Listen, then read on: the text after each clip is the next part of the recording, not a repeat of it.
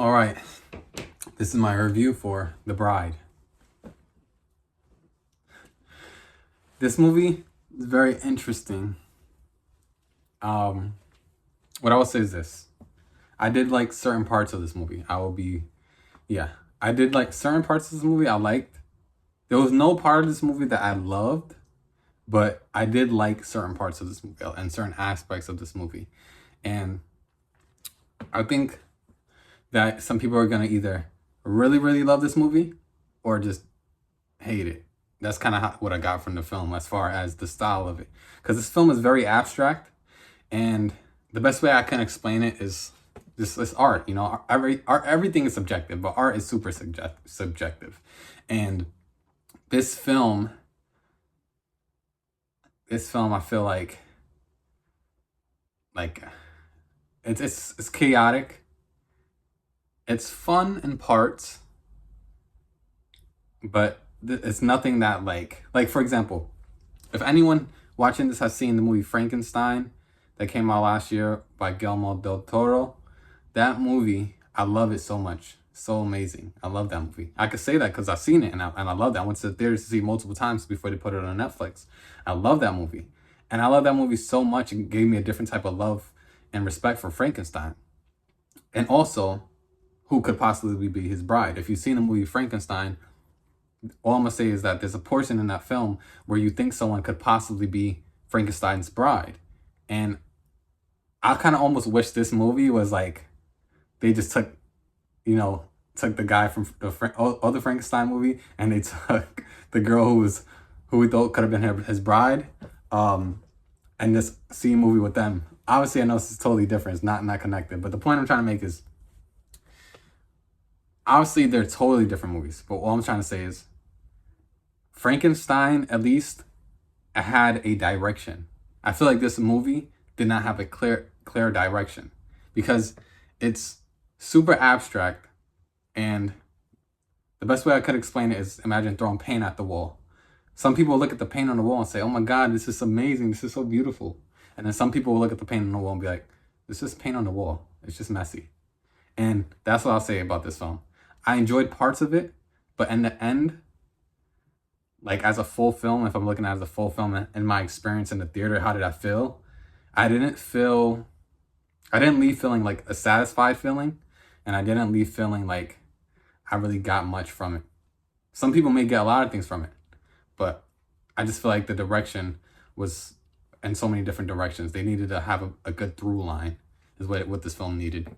And the reason I say that is because, just as an example, if you think about the movie Frankenstein, if you've seen the movie Frankenstein that I'm talking about that came out last year, that movie had a very emotional through line, which was, at the core of that story, it was about a father and his son, or a father and his surrogate son, the Dr. Frankenstein and his monster, his creation. But the real monster, obviously, is Dr. Frankenstein. But the point is, that through line of a story about a father and his son, that helped bring the story together in more ways.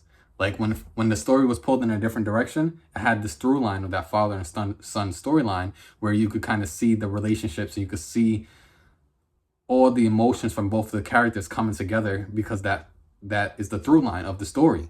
With this movie, you could say the main point or the thing that could kind of holding this whole entire film together is Mary Shelley. Mary Shelley is the person who wrote Frankenstein.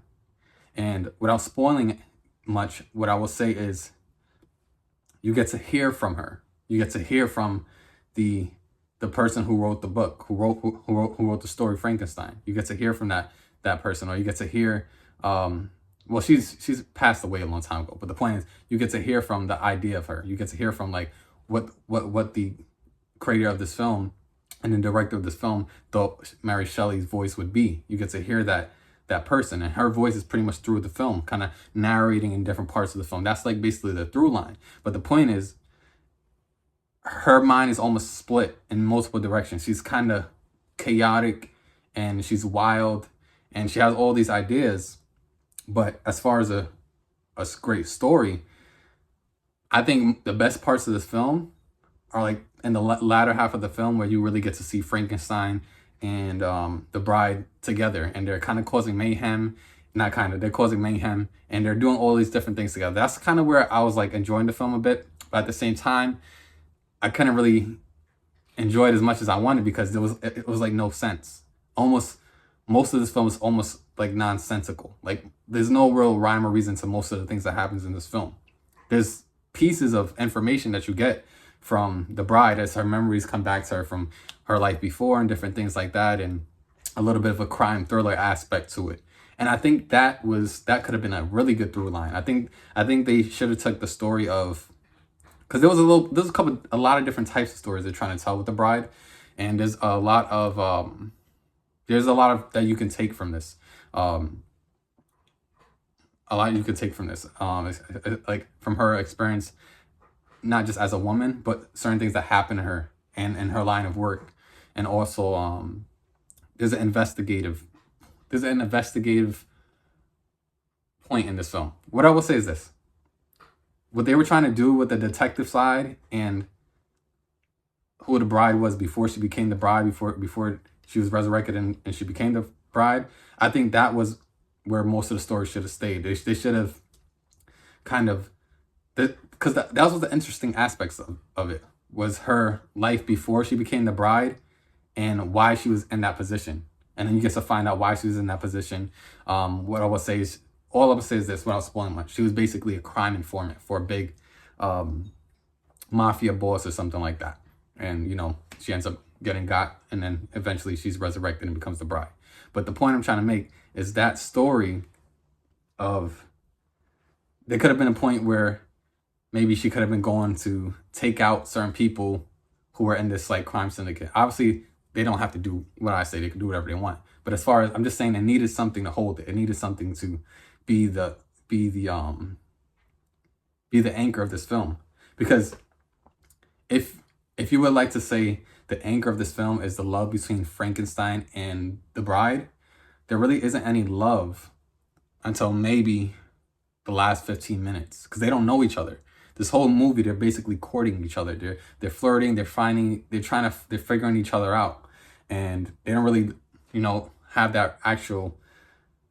I would say they have connection throughout the film, but as far as like love and just like you could feel their love, I think you don't really feel any of that until maybe like the last like 15 minutes of the film,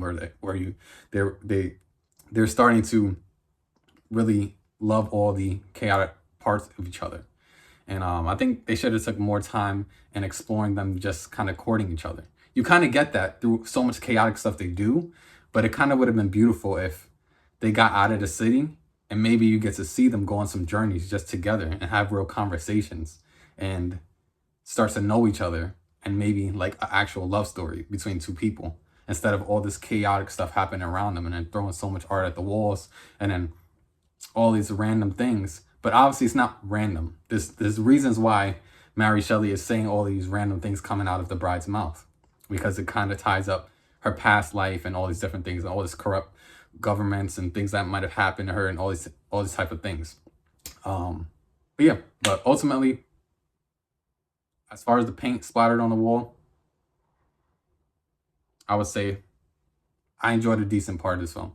It could have definitely been shorter. I think if they cut like maybe like 20 minutes out of this film, maybe it would have been a bit better, just because maybe the directionless feel of it would have ended sooner and I would have felt like maybe it's a little bit better. But because it's so much like paint splattered on the wall and you can't really focus on anything, I don't feel like there was a good enough amount of focus in the middle of the story to hold you there.